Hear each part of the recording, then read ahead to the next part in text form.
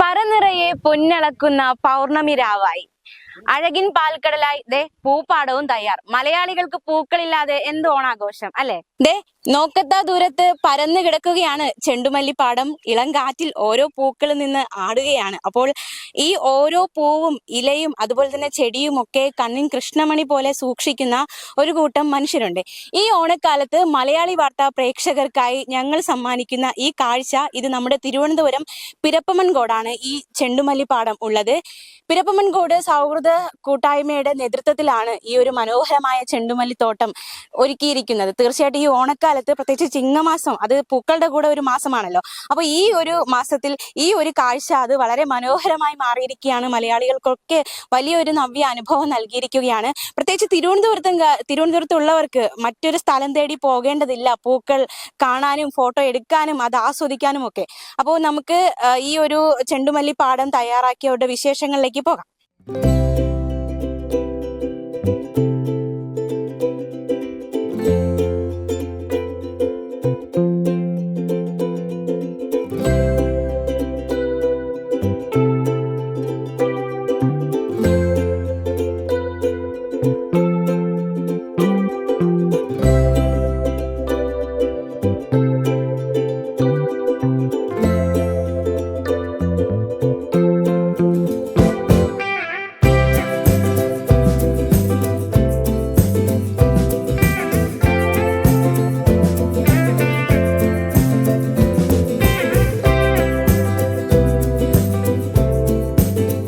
അപ്പോൾ ഇത്രയും മനോഹരമായ ഈ ചെണ്ടുമല്ലിപ്പാടം ഇവിടെ ഒരുക്കിയ ഒരുപാട് പേരിൽ ഒരാൾ നമുക്കൊപ്പം ചേരുന്നുണ്ട്, സാബു സാർ.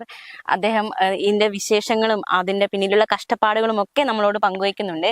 ശരിക്കും ഒരുപാട് പേരുടെ അധ്വാനമാണല്ലേ ഇപ്പോൾ ഈ വിരിഞ്ഞു നിൽക്കുന്നത്? ഈ വിരിഞ്ഞു നിൽക്കുന്ന വേർപ്പുമണികളാണ് എന്ന് പറയുന്നതാണ് ഏറ്റവും ഉചിതം. കാരണം ഒരുപാട് പേരുടെ വിയർപ്പും അധ്വാനവും അവര് മണ്ണിൽ അടവച്ച സ്വപ്നങ്ങളാണ് ഈ പൂത്തു നിൽക്കുന്നത് എന്ന് പറയുന്നതാണ് ഉചിതം. പാടശേഖര സമിതി, സൗഹൃദ സംഘം, ഇത് രണ്ടുമാണ് ഇവിടുത്തെ ഈ പച്ചപ്പിന്റെയും ഇവിടുത്തെ ഈ കൃഷി മനോഹാരിതയുടെയും ഒക്കെ പിന്നിൽ പ്രവർത്തിക്കുന്നത്. അപ്പോ പിന്നെ കാർഷിക നന്മകൾ തിരിച്ചു കൊണ്ടുവരിക എന്ന ആഗ്രഹവുമായി പാടശേഖര സമിതി രംഗത്തിറങ്ങി 3 വർഷം മുമ്പ് വയലുകൾ വീണ്ടെടുക്കുമ്പോൾ, വയലുകൾ പുനർജനിക്കുമ്പോൾ അതിനൊപ്പം നിൽക്കാനെത്തിയ ഇവിടുത്തെ ഒരുപാട് സഹൃദയരുണ്ട്. അവരെല്ലാവരും കൂടെ ചേർന്ന് രൂപീകരിച്ചൊരു സൗഹൃദ സംഘമുണ്ട്. അതിൽ രാഷ്ട്രീയമില്ല, ജാതി മത ഭേദമില്ല. പള്ളിയും അമ്പലവും എല്ലാ രാഷ്ട്രീയ കക്ഷികളും അതിനകത്തുണ്ട്, ജനപ്രതിനിധികളൊക്കെ ഉണ്ട്. നമ്മുടെ വി ശശി MLA അതിന് നേതൃത്വം നൽകി മുൻപിൽ നിൽക്കുന്നുണ്ട്. അപ്പൊ ഇവരെല്ലാം ചേർന്ന് രൂപീകരിച്ച സൗഹൃദ സംഘത്തിൽ ഏതാണ്ട് 550ഓളം പേരുടെ ഒരു വാട്സാപ്പ് കൂട്ടായ്മ ഇപ്പോഴും നിലവിലുണ്ട്.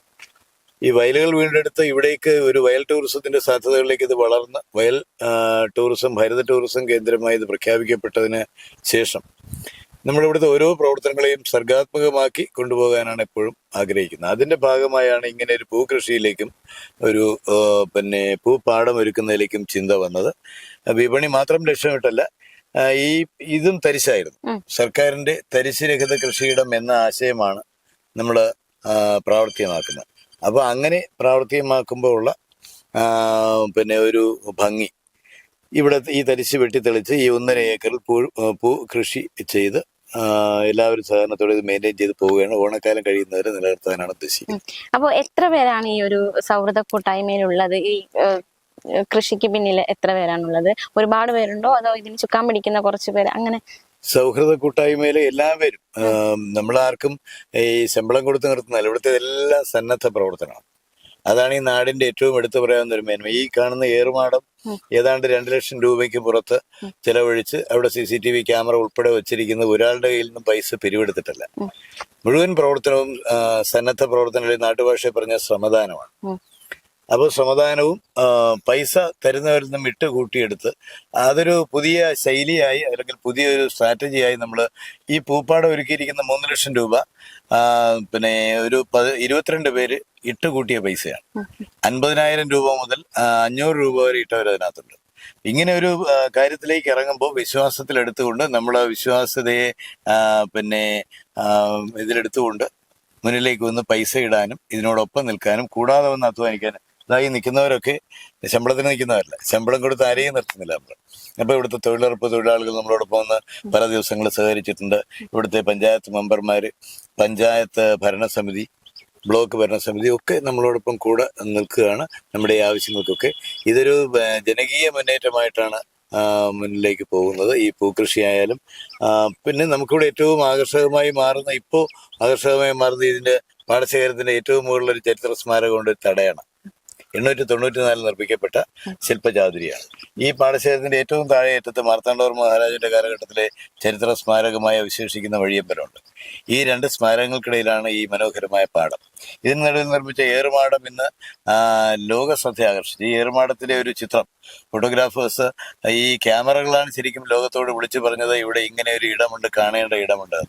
അതിൽ മനോഹരമായ ഒരു ചിത്രം, ഏറുമാടത്തിന്റെ ചിത്രം ഈ കഴിഞ്ഞ ദിവസം പ്രൊഫസർ രാധാകൃഷ്ണൻ, ഫോട്ടോഗ്രാഫർ കൂടിയാണ്, അദ്ദേഹം എടുത്ത ഫോട്ടോ നാഷണൽ എക്സിബിഷൻ, ബോംബെയിലെ എക്സിബിഷനിൽ പ്രൈസ് വിൻ ചെയ്ത് ആ സർട്ടിഫിക്കറ്റ് ഉൾപ്പെടെ നമ്മളിവിടെ എക്സിബിറ്റ് ചെയ്യുന്നുണ്ട്.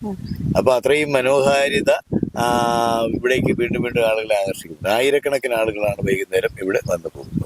പ്രത്യേകിച്ച് ഈ ഒരു സമയം എന്ന് പറഞ്ഞാൽ ഓണത്തിന്റെ സമയമാണ്. അപ്പൊ ഓണത്തിന് പൂക്കളില്ലാതെ എന്ത് ഓണം? അപ്പോൾ മലയാളികൾ പ്രത്യേകിച്ച് അന്യ സംസ്ഥാനങ്ങളിലേക്ക് പോകുന്നു പൂക്കൾ തേടി. പക്ഷെ ഇപ്പോൾ നമ്മുടെ കേരളത്തിൽ ഇതുപോലെ ഒരുപാട് നമ്മൾ തന്നെ ഉൽപ്പാദിപ്പിക്കുന്നുണ്ട്. അപ്പൊ എങ്ങനെയാണ് ഇത് വിപണിയിലേക്ക് എത്തിക്കുക, അല്ലെങ്കിൽ ആൾക്കാരിലേക്ക് ഇത് എങ്ങനെയാണ് എത്തിക്കുക? അതിനുള്ള മാർഗങ്ങൾ എന്തൊക്കെയാണ്?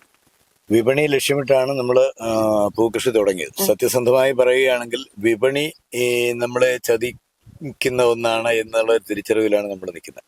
വിപണി നമ്മളിങ്ങനെ തദ്ദേശീയമായി ഉത്പാദിപ്പിച്ചു, നമ്മുടെ സമാധാനമാണ്, നാട്ടുകാരുടെ വിയർപ്പാണ് എന്നൊക്കെ പറയുമ്പോഴും പൂക്കടകളിലേക്ക് ചെല്ലുമ്പോൾ അവര് തമിഴ്നാട്ടിൽ നിന്ന് എടുക്കുന്ന പൂവിന് 100 രൂപ കൊടുക്കും, നമ്മളോട് കൊടുക്കുന്ന പൂവിന് അവർ 60 രൂപ തരും, 50 രൂപ തരും, 40 രൂപ. നമ്മുടെ തൊട്ടടുത്ത് ആറ്റിങ്ങൽ തിരക്കീഴ് വെഞ്ഞാറമൂടൊക്കെ നമ്മൾ കൊണ്ടുകൊടുക്കുമ്പോൾ അത്രയും വിഷമത്തോടു കൂടി നമ്മുടെ നാട്ടുകാർ കാണട്ടെ, പൂ വിൽപ്പനയേക്കാൾ നമ്മുടെ നാട്ടുകാർ ഒന്ന് കാണുന്നതാണ് നമുക്ക് മനസ്സിന് ഇഷ്ടം. ലാഭം മാത്രമല്ലല്ലോ നമ്മൾ ജീവിതത്തിന്റെ നമ്മുടെ പോളിസി എന്ന് പറയുന്നത്. അപ്പോൾ അതുകൊണ്ടിപ്പോൾ ഇവിടെ ആവശ്യക്കാർ വരികയാണെങ്കിൽ പൂ കൊടുക്കും. നമുക്ക് കടകളിലേക്ക് കൊണ്ടുപോയി കൊടുത്ത് അവഹേളിതരാകാതെ നമ്മൾ ഇവിടെ വന്ന് പൂ വാങ്ങിക്കുന്നവർക്ക് പൂ കൊടുക്കാനാണ് ഇപ്പോൾ ഇഷ്ടപ്പെടുന്നത്. ധാരാളം ആളുകൾ ഇവിടേക്ക് വരുന്നുണ്ട്. ഇപ്പം ഈ ഓണവും അത്തവുമായിട്ട് ബന്ധപ്പെട്ട ധാരാളം പേര് ഇവിടേക്ക് വരുന്നുണ്ട്. പിന്നെ ഇവിടെ നമ്മൾ ഓണത്തിന് വെറുതെ വന്നു പോകുന്നതല്ല, ഒരു നറുക്കെടുപ്പ് സമ്മാന പദ്ധതി കൂടി നമ്മളിവിടെ ഇപ്പോൾ ഏർപ്പെടുത്തിയിട്ടുണ്ട്. ഈ പൂപ്പാടത്തിലേക്ക് വരുന്ന ആളുകൾക്ക് കൂപ്പൺ കൊടുത്തുകൊണ്ട് ഒരു സമ്മാന പദ്ധതി ഇവിടെ ആവിഷ്കരിച്ചു. മാത്രമല്ല ഒരു ഫോട്ടോഗ്രാഫി മത്സരം, ഷൂട്ട് അറ്റ് സൈറ്റ് എന്ന് പറഞ്ഞിട്ട് നമ്മുടെ ഈ പൂക്കളുടെ പശ്ചാത്തലത്തിലെടുക്കുന്ന ചിത്രങ്ങൾ നമുക്ക് അയച്ചു തരുമ്പോൾ അതിന് സമ്മാനങ്ങൾ കൊടുക്കാനുള്ള ഒരു പദ്ധതി. 3 വിഭാഗത്തിൽ, ഫാമിലിയായി, കപ്പിളായി, അതുപോലെ തന്നെ കിഡ്സിന്റെയും ഇവിടുത്തെ പൂക്കളുടെ പശ്ചാത്തലത്തിലെടുത്ത ചിത്രങ്ങൾ മത്സരത്തിന് വയ്ക്കുന്ന ഷൂട്ട് അറ്റ് സൈറ്റ്, ഇങ്ങനെയൊക്കെയുള്ള കാര്യങ്ങളിലേക്കാണ് നമ്മളിപ്പോൾ ശ്രദ്ധ കേന്ദ്രീകരിക്കുന്നത്. വിപണി നമുക്ക് വിശ്വാസമില്ല, അതാണ് അവസ്ഥ. ഇപ്പോ നമ്മള് കഷ്ടപ്പെട്ട് നമ്മുടെ നാട്ടിൽ തന്നെ പൂക്കൾ ഉണ്ടാക്കുന്നു, അത് ഇവിടെ നമ്മുടെ വിപണിയിൽ തന്നെ തള്ളപ്പെടുന്നു എന്നൊരവസ്ഥ. ശരിക്കും എന്തുകൊണ്ടാണ് അങ്ങനെ ഒരു അവസ്ഥയിലേക്ക് വരുന്നത്? എന്തുകൊണ്ടാണ് എന്ന് ചോദിച്ചാൽ നമുക്ക് പൂക്കടക്കാരെയും പൂർണ്ണമായും കുറ്റം പറയാൻ, നമ്മൾ വളരെ ഒക്കേഷണലായിട്ട് ചെയ്യുന്ന ആളുകളാണ്. അവരെ സംബന്ധിച്ച് സ്ഥിരമായി പൂ സപ്ലൈ ചെയ്യുന്ന ആളുകൾക്ക് ആളുകളിൽ നിന്ന് എടുക്കാതെ വന്നു കഴിഞ്ഞാൽ അവർക്ക് പിന്നീട് പൂ കിട്ടാതെ വരും. പക്ഷെ നമുക്ക് പൂ വിപണി സ്ഥിരമായി നിലനിർത്താൻ കഴിയുന്ന ഒന്നല്ലാത്തത് കൊണ്ട് തന്നെ നമുക്ക് ആരോടും പരിഭവമില്ല. ഇപ്പൊ ഈ ചെടികളൊക്കെ വയ്ക്കുമ്പോൾ നമുക്കിവിടെ പലതരത്തിലുള്ള അസുഖങ്ങൾ വന്ന് ചെടികൾ 12,000 ചെടികൾ, ഒരുപക്ഷെ ഈ പ്രദേശത്ത് ഏറ്റവും അധികം ചെടികൾ നട്ട പൂപ്പാടം ഇതാണ്. 12,000 ചെടികളിൽ ഏതാണ്ട് 4,000-5,000 ചെടികൾ രോഗം ബാധിച്ച് നശിച്ചുപോയി. പക്ഷെ തോറ്റുകൊടുക്കാത്ത കൃഷിക്കരുത്താണ് ഇവിടുത്തേത് എന്ന് പെരുപ്പോൺകാട് പാടശേഖരം പറയുന്നത് പോലെ ഇവിടെയും തോറ്റുകൊടുക്കാൻ തയ്യാറില്ലാത്തതുകൊണ്ട് വീണ്ടും ഞങ്ങൾ ആലപ്പുഴയ്ക്ക് പോയി വീണ്ടും ചെടികൾ കൊണ്ടുവന്ന് വെച്ച് പിടിപ്പിച്ചു. വീണ്ടും ചെടികൾ വളർന്നു വരികയാണ്. അസുഖങ്ങൾ വരുന്നു, നമ്മൾ നിരന്തരം പൊരുതിക്കൊണ്ടേയിരിക്കുന്നു. പോരാട്ടം നമ്മുടെ ഈ കൃഷിയുടെ ഭാഗമാണ് എന്ന തിരിച്ചറിവിൽ നിന്നുകൊണ്ട് ഈ പോരാട്ട പച്ചപ്പിൽ നമ്മൾ സംതൃപ്തരാണ്. സന്ദർശകർക്ക് വേണ്ടിയിട്ട് എങ്ങനെയാണ് സന്ദർശന സമയം, അതുപോലെ തന്നെ സന്ദർശന സമയം ക്രമീകരിച്ചിട്ടില്ല. എപ്പോഴാണെങ്കിലും രാവിലെ 5:30 മണി, 5:30-6 മണിക്ക് നേരം പുലരുമ്പോൾ മുതൽ ഇവിടെ ഷൂട്ടിങ്ങിനാണ്, പ്രത്യേകിച്ച് മേറുമാടത്തിൽ. നമുക്ക് ഈ 3 ലക്ഷം രൂപ ആളുകൾക്ക് തിരിച്ചു കൊടുക്കുന്ന ഉദ്ദേശവുമായി ഏറുമാടത്തിൽ നമ്മൾ ടിക്കറ്റ് വെക്കാം എന്ന ഒരു ചിന്ത ചർച്ച ഉണ്ടായെങ്കിലും അത് വേണ്ട, അതൊരു പൊതു ഇടമായിട്ട് അങ്ങനെ തന്നെ നിൽക്കട്ടെ എന്ന് കരുതി ഏറുമാടത്തിൽ രാവിലെ 6 മണി മുതൽ ഷൂട്ട് ഉണ്ടാവും. ഇവിടെയും അതിനോടൊപ്പം സേവ് ദ ഡേറ്റ്, ചെറിയ ചെറിയ സിനിമകൾ അല്ലെങ്കിൽ പിന്നെ ടെലിഫിലിമുകളും ഒക്കെ ആയിട്ട് എപ്പോഴും സന്ദർശകരുടെ തിരക്കും ഷൂട്ടിങ്ങിന്റെ തിരക്കുമാണ് ഇവിടെ. അവരെയൊക്കെ വളരെ സന്തോഷത്തോടെ നിറഞ്ഞ മനസ്സോടെ വരുന്നവർ നമുക്ക് പറഞ്ഞു പോകുന്ന വാക്ക് ഇനിയും വരാമെന്നാണ്. മനസ്സ് നിറഞ്ഞാണ് പോകുന്നത്. ഈ നാട് ഞങ്ങൾക്ക് ഇഷ്ടപ്പെട്ടു എന്ന് പറഞ്ഞാണ് പോകുന്നത്. അത് തന്നെയാണ് നമുക്ക് കിട്ടുന്ന ഏറ്റവും വലിയ പിന്നെ പ്രതിഫലവും എന്ന് ഞങ്ങൾ കരുതുകയാണ്. ഇപ്പൊ ഈ ചെണ്ടുമല്ലിപ്പാടത്തിന്റെ കൃഷി എപ്പോഴായിരുന്നു തുടങ്ങിയത്? ആ കൃഷി രീതിയൊക്കെ എങ്ങനെയായിരുന്നു? കൃഷി ഇവിടെ നേരത്തെ പറഞ്ഞതുപോലെ പൂർണ്ണമായിട്ടും കാട് മൂടി കിടന്ന ഒരു പ്രദേശം. പൂർണ്ണമായിട്ടും എന്ന് പറഞ്ഞാൽ പിന്നെ ഇവിടെയെങ്കിലും ആളുകൾ പ്രവേശിക്കാറില്ല. ഈ തെങ്ങിന്റെ ചുവട്ടിലൊക്കെ തേങ്ങ ഒക്കെ വീണ് നഷ്ടപ്പെട്ടു പോകുന്ന അവസ്ഥയായിരുന്നു. അവിടേക്ക് നമ്മൾ JCB ഹിറ്റാച്ചി കൊണ്ടുവന്നിട്ട് അത് വെട്ടിത്തെളിച്ച് തൊഴിലുറപ്പ് തൊഴിലാളികൾ കുറേ ദിവസങ്ങൾ അധ്വാനിച്ച് ഇത് പണകോരി വൃത്തിയാക്കി ഡോളോമൈറ്റ് പിന്നെ വിതറി അതിനെ ട്രീറ്റ് ചെയ്ത് അതിനുശേഷം ചെടി നടുകയും ഈ ജലസേചനത്തിന് അന്ന് നല്ല വേനലായിരുന്നു. ജലസേചനത്തിന് ഇത് ഒരു പുതിയ സാങ്കേതിക വിദ്യയാണ്. പിന്നെ റെയിൻ ഹോസ് എന്നാണ് ഇതിന്റെ പേര്. നമ്മൾ ഇതിലൂടെ മഴ പെയ്യുന്ന പോലെയാണ് ഈ ഹോസിലൂടെ, അങ്ങനെയാണ് നനയ്ക്കുന്നത്. ഈ റെയിൻ ഹോസ് സംവിധാനം ഏർപ്പെടുത്തി 1 ലക്ഷം രൂപയാണ് അതിന്റെ ചെലവ്. അപ്പൊ ഇങ്ങനെ നമ്മളാൽ കഴിയുന്ന എല്ലാ രീതിയിലും മനോഹരമായി ഇതിനെ തയ്യാറാക്കിയാണ് നിലനിർത്തിയിരിക്കുന്നത്.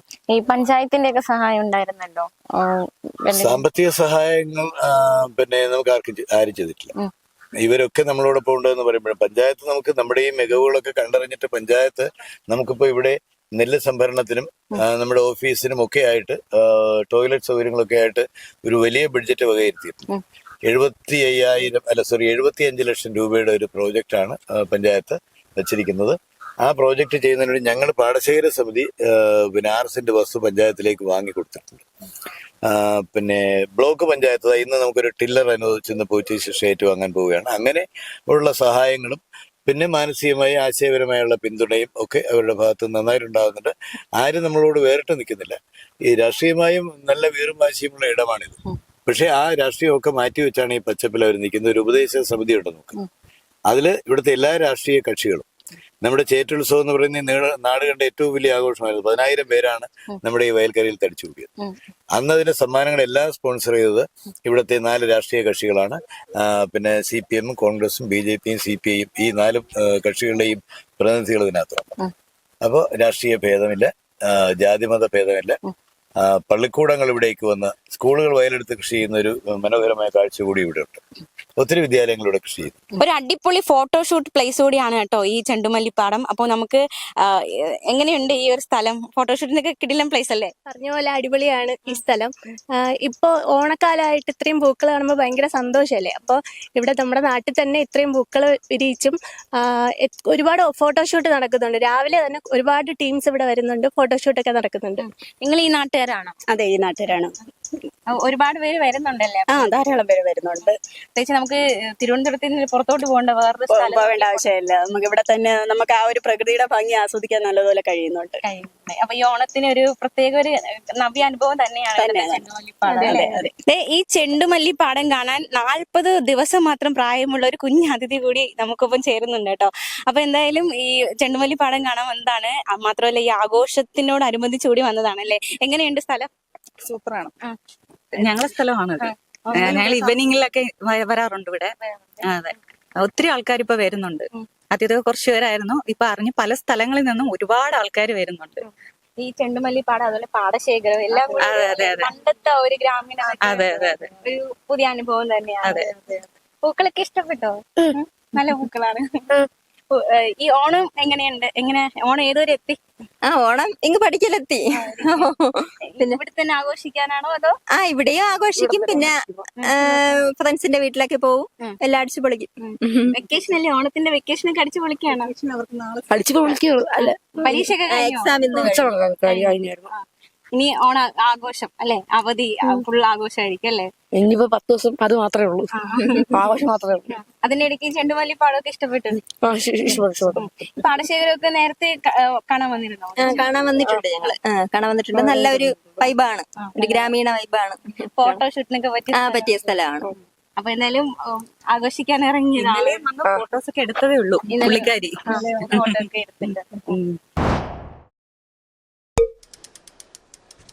ഓക്കെ.